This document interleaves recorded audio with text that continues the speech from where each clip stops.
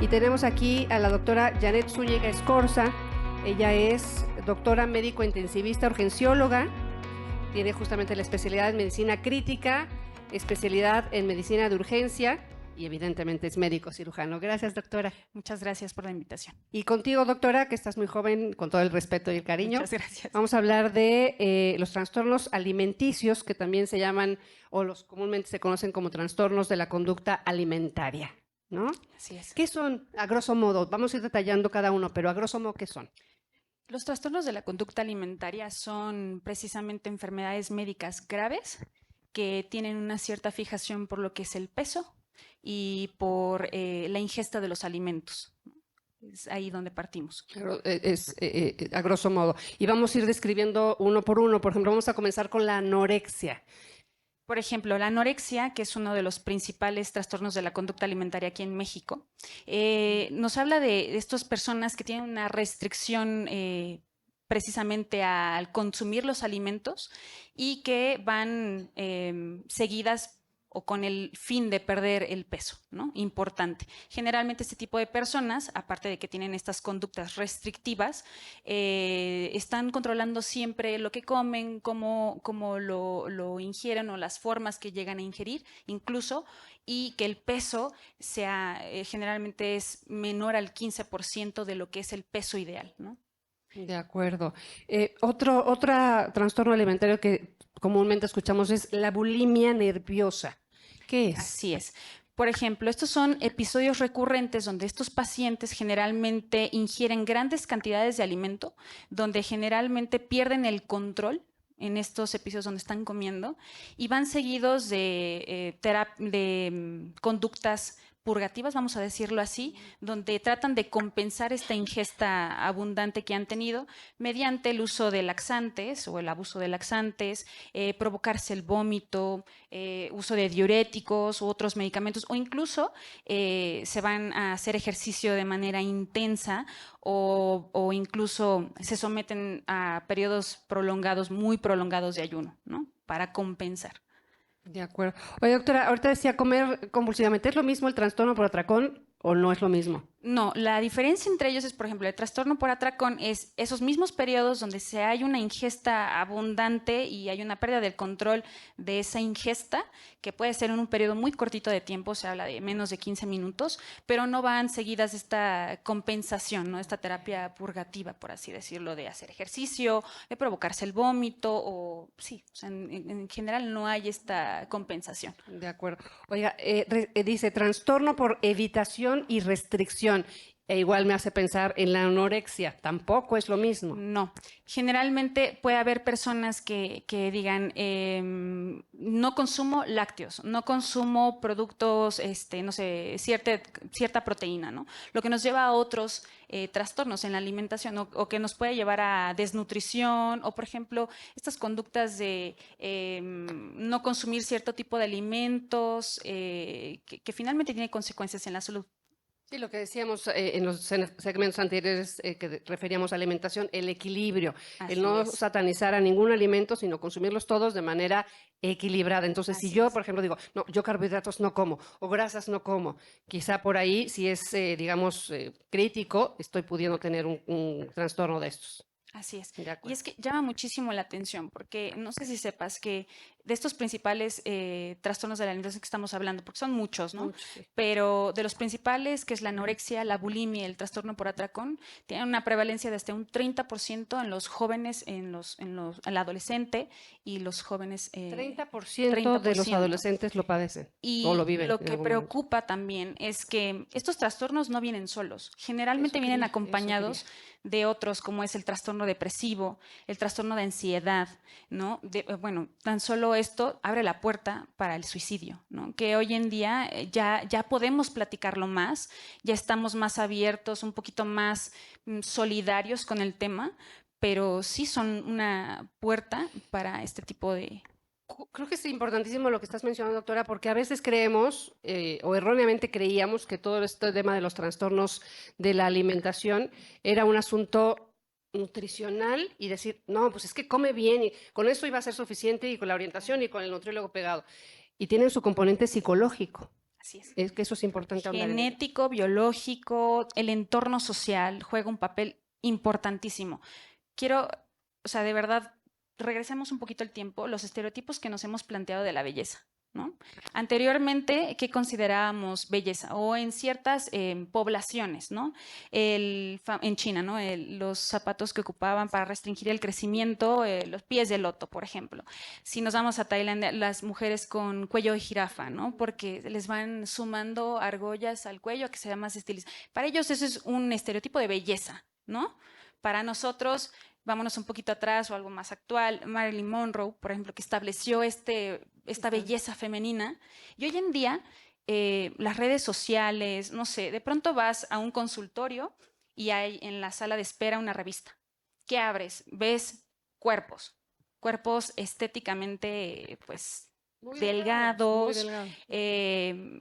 Digo, hay muchas personas muy bellas en el medio, pero también se echan la mano con filtros, el Photoshop, etcétera. Y nosotros pensamos que eso es lo normal, pensamos que eso es lo alcanzable, normal, O que lo eso es belleza idealizamos. simplemente, ¿no? Y queremos eso, y queremos eso Exacto. sin pensar en que mi Abres redes constitución... sociales, ves que la amiga se sometió a la dieta y lo consiguió. O sea, no, es una, como decían anteriores charlas que estaba escuchando, es una disciplina y no es fácil.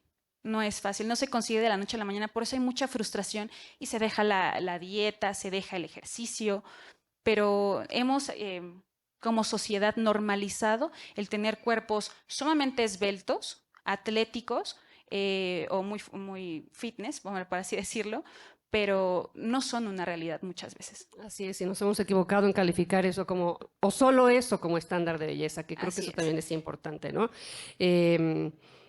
Doctora, aquí también el tema de cómo me percibo, que tiene, me parece, mucho que ver con los trastornos. Me parece que se llama dismorfia corporal. Así es, el trastorno dismórfico corporal va mucho de la mano, tiene una relación bidireccional. ¿Por qué?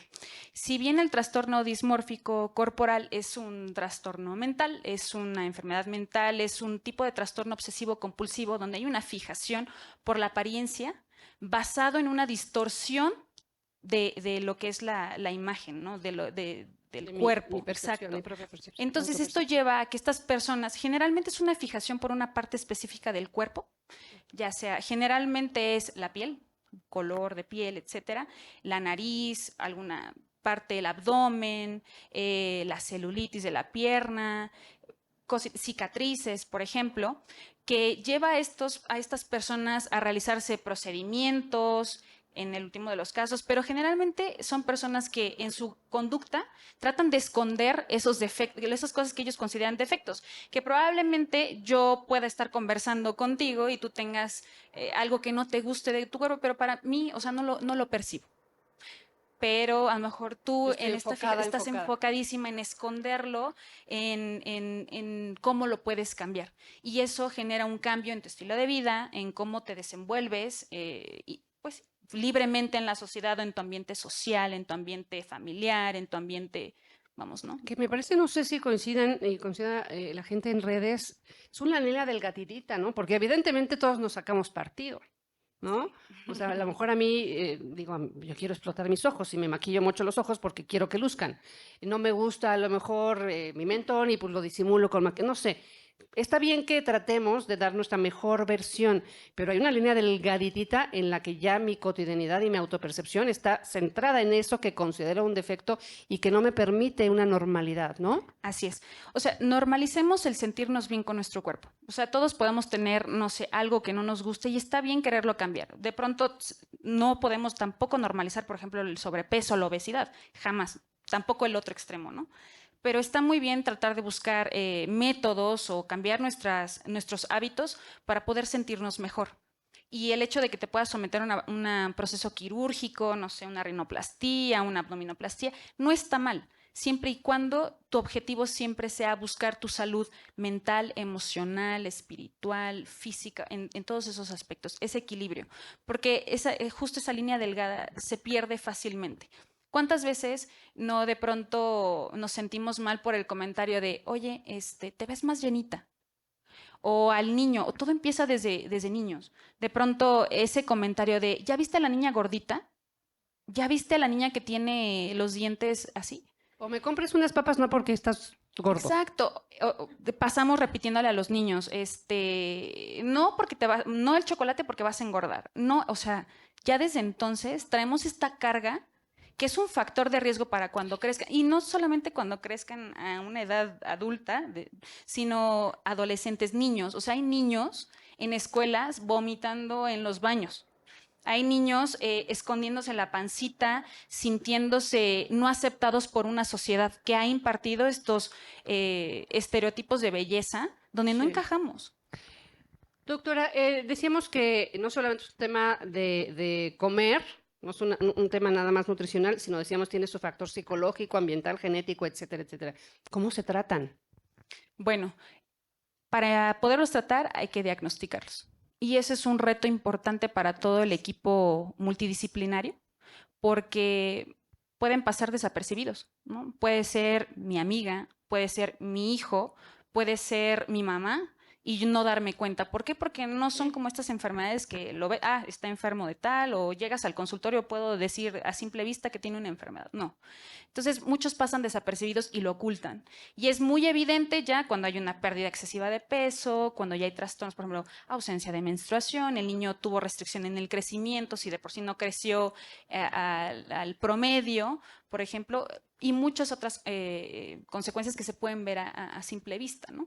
Pero hacer el diagnóstico es muchas veces determinar esos datos de alarma, ¿no? Esta persona que tiene una fijación por el peso, que está contando en exceso sus calorías, preocupada por cuántas calorías consume, o sea, está bien, como decía el compañero nutriólogo Ricardo, saber que puedo comerme 1800 kilocalorías y a lo mejor para mis requerimientos metabólicos, mis actividades, esto es lo que requiero, pero no estar con una obsesión en el súper y esto son 3, ya me pasé por 4, ya me pasé por, ¿no? Como esta obsesión por contar las calorías, por cómo nos vemos, compararnos con otros cuerpos, ¿no? O que nos genera una gran decepción, frustración, claro. Porque yo creo que una de las cosas más importantes y más preocupantes es tener una imagen negativa de nosotros mismos.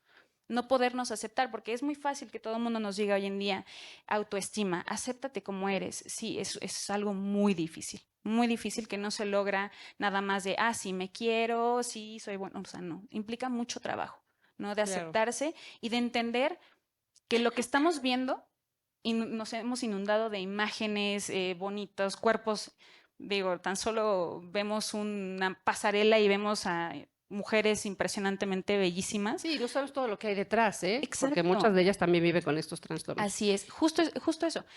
¿A quién le puede dar? Cualquier persona.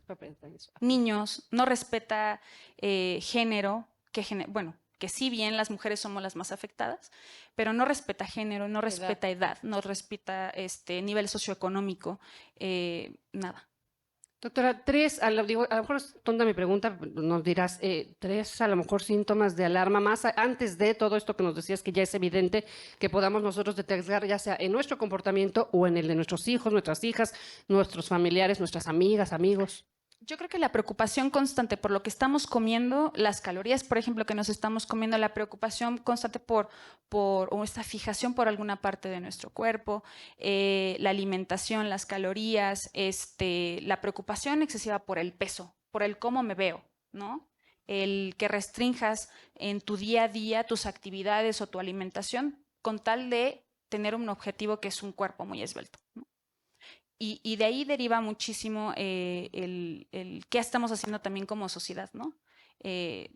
Percatarnos de este tipo de cosas, pero también mucho tiene que ver con qué hacemos nosotros, ¿no? A lo mejor yo no lo padezco, pero entonces evitemos los comentarios que no suman, ¿no?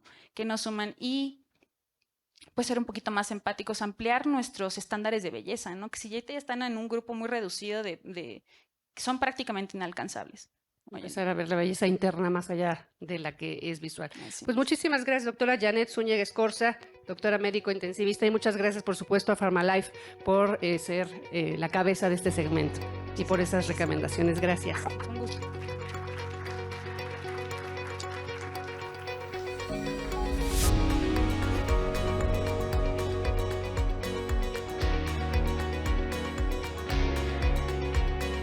Perfecto. Pues otra vez PharmaLife, muchísimas gracias. Y recibimos al licenciado Miguel Moedano, CEO justamente de PharmaLife. Acá lo tenía, pero a ver si se lo tenemos. Gracias. Gracias, Marta. Al contrario, pues hablar un poquito, ya teníamos hace rato al especialista, y me decía que vienen de Pachuca. ¿Qué es PharmaLife? Gracias, Marta. Antes que nada, agradecerle a la doctora Jan, que habló de muchos temas muy importantes de salud. La parte física, biológica, emocional, claro, que son temas súper importantes en la salud. PharmaLife efectivamente es una marca, pero precisamente déjame hablarte un poquito de PharmaLife. Es una empresa hidalguense con 16 años de trayectoria, conformada por 400 empleados. Nuestro objetivo principal es la salud, pero nosotros, a diferencia obviamente de los especialistas, contribuimos y sumamos esfuerzos hacia lo que es la cadena de suministro. La cadena de suministro en nuestro país, claro que es una actividad importante, incansable, y nosotros como sociedad y como personas, por supuesto que la vemos reflejada cuando vamos a la farmacia y encontramos todo lo que necesitamos. Definitivamente la cadena de suministro la ubicamos prácticamente en todos los mercados, en este caso el farmacéutico.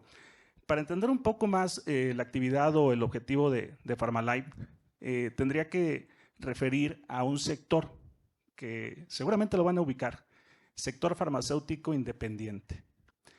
En la década de los 70s, 80s, era el destino de compra del medicamento. No había cadenas de autoservicio, mucho menos había cadenas nacionales. El destino de compra del medicamento estaba enfocado, obviamente, bajo la prescripción del médico y después a la farmacia de la colonia. Ese era nuestro destino de compra. En los 90s, cuando llega el autoservicio y con todas las ventajas que nos empieza a ofrecer, bueno, pues se vuelve un destino de compra importante.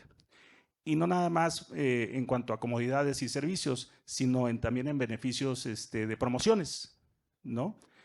En la época de los 2010, vienen las cadenas nacionales, ¿no?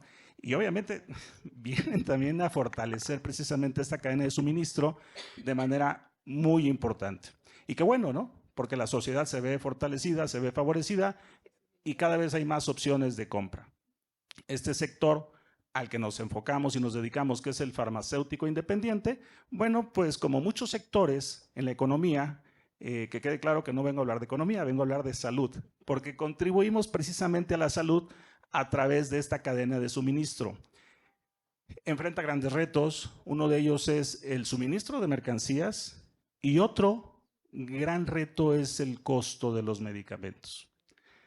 Empieza a enfrentar grandes retos y a disminuir precisamente la preferencia del consumidor.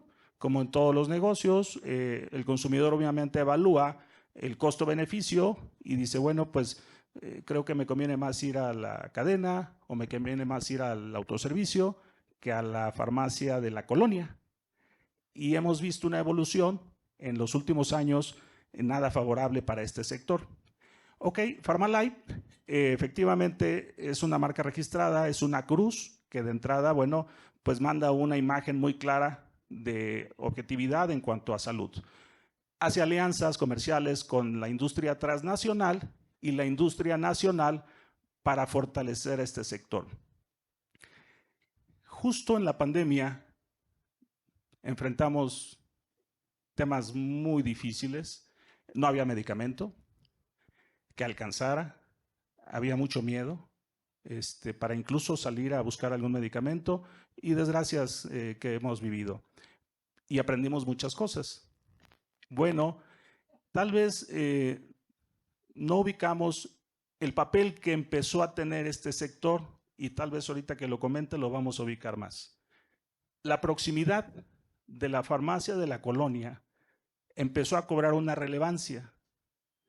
Este farmacéutico independiente que ya se nos había olvidado en algunos casos, que pues a través de los años nuestros abuelitos, nuestros papás y nosotros cuando éramos chicos, pues por lo regular llegábamos ahí a cubrir tanto la receta como lo que sabíamos que teníamos que consumir.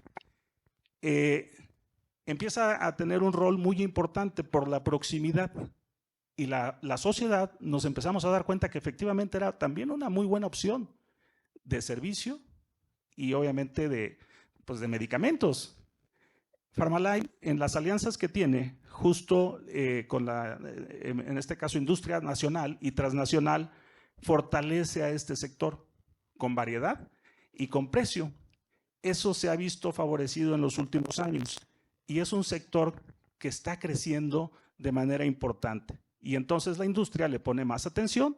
Nosotros somos un eslabón, es una cadena de suministro para este sector y entonces se fortalece con más variedad de medicamentos nacionales, industria nacional y transnacionales. Y entonces la sociedad, claro que dice, ok, entonces mi farmacia de la colonia de todos los años, pues ya me da un mejor servicio, me brinda más confianza y entonces yo también empiezo ya a diversificar mi compra y a entender que también puedo encontrar productos de calidad y a un precio competitivo en este sector. A eso nos dedicamos, Marta. De alguna forma potencializando o fortaleciendo a esas farmacias, a esas farmacéuticas, digamos, o farmacias, ¿cómo se dice? Independientes, pues nos ayudan a cuidar la salud, a tener ese medicamento cuando lo necesitamos. Me parece que estamos viviendo un momento coyuntural, obviamente la pandemia, pero también después, ¿no? Sí, sin duda. Sin duda, la verdad es que para nosotros es muy satisfactorio contribuir incluso a la economía, no nada más a la salud, porque finalmente también es un sector farmacéutico independiente, como muchos otros sectores, en donde efectivamente escuché propuestas de servicios relacionados a la salud y obviamente pues todos requieren un destino de compra o un medio para llegar a la sociedad. Entonces, claro que también fortalecemos la economía. Tenemos un alcance de 8,000 farmacias independientes. Fíjate que también ese es un dato interesante, ¿eh? No se imaginarían que en el país hay más de 20,000 farmacias independientes, pero no se ven. Están en las colonias, en los pueblitos, y suman en el país más de 20,000. No hay ninguna cadena nacional que tenga esa cantidad de puntos de venta. Y que hablaba el licenciado hace un ratito, sí enfatizamos que no viene a hablar de economía, pero hablaba de cómo todo esto beneficia en el tema de los precios. Un poquito ahondar en eso, ¿por qué y cómo? Bueno, que es algo que nos preocupa mucho a los consumidores. Sin duda, sin duda. Ahí está la parte como más estratégica respecto al negocio de Farmalife para este comerciante. Le comentaba que grandes retos para este sector. Encontrar el medicamento y precio. ¿Por qué? Porque en el mercado, sobre todo global, el volumen es parte fundamental del costo. Bueno, Farmalife es como su centro de distribución para esta cadena o este sector farmacéutico independiente. Hacemos las negociaciones con las grandes farmacéuticas y le trasladamos todo el beneficio para que ellos, desde una pieza, en la variedad que necesiten, entonces tengan la oportunidad de también beneficiar a su paciente y a su negocio, compitiendo con rentabilidad. Así es como funciona también parte de este negocio, ¿no? Es como un centro de distribución que se multiplica a través de, en este caso, 8,000 farmacéuticos. Sí, oiga, aquí, digamos, obviamente tenemos aquí a nuestro auditorio que somos los consumidores y la gente que nos está siguiendo quizá también, pero a lo mejor por allá también está alguien que le interesa formar parte o que ustedes formen parte de ese suministro, porque las cosas se complican a veces en el país, en lo que se ha mencionado mucho a nivel político, llevar esas medicinas hasta donde llegan las papas fritas y el refresco de cola. Tienes toda la razón. Hablar de distribución horizontal es un tema que creo que lo podría lograr los que sabemos que lo logran. Las refresqueras, las cerveceras, y fuera de ahí, pues yo creo que otra empresa no tendría la infraestructura y la capacidad financiera para llegar a todos los puntos de venta. Efectivamente, sí sumamos esfuerzos y claro que tenemos una estructura robusta, precisamente para satisfacer las necesidades de este sector que no nada más demanda medicamentos, también demanda complementos, todo lo relacionado a salud, por supuesto que también lo demanda. Y claro que podemos sumar esfuerzos. Nosotros obviamente cumplimos con temas regulatorios. De antemano a todos estos farmacéuticos les levantamos un censo obviamente la parte regulatoria con COFEPRIS va de la mano, es un tema de salud, es un tema que tiene que estar respaldado con documentación, con permisos y con todo lo que efectivamente la autoridad de salud nos exige. Y estos farmacéuticos, por supuesto que son personas autorizadas por COFEPRIS con sus documentos en regla, ¿no? Lo que les falta más bien a veces es tener acceso a los productos, tener precio y podernos servir como lo han hecho durante muchos años. Pero bueno, han enfrentado situaciones. Justamente pensaba yo en esas situaciones, todo lo que han enfrentado y que ese farmacéutico que está ahí en la esquinita ha sobrevivido a tantas cosas. Y ahora entendemos también gracias a qué. Bueno, gracias primero que nada, gracias a Dios y también al trabajo que todos hacemos. Nosotros somos un pequeño eslabón precisamente para ayudarnos, para sumar esfuerzos y efectivamente sí, somos un destino de compra importante, confiable, somos socios comerciales de este sector. Perfecto. Rápidamente nada más, ¿cómo se acerca aquel farmacéutico que está allá del otro lado de la pantalla o de la red y dice yo quiero? Miren, es muy fácil, ya las redes obviamente nos dan muchas ventajas de comunicación y de contacto. Si googlean Pharmalife, ahí van a encontrar precisamente la manera de contactarnos y nos va a dar mucho gusto asesorarlos, precisamente, no sé, compartir con ustedes más información. Seguro les puede interesar porque es un tema relacionado a la salud. Como lo dije, nosotros contribuimos a la salud fortaleciendo la cadena de suministro de medicamentos y de todos los productos de salud.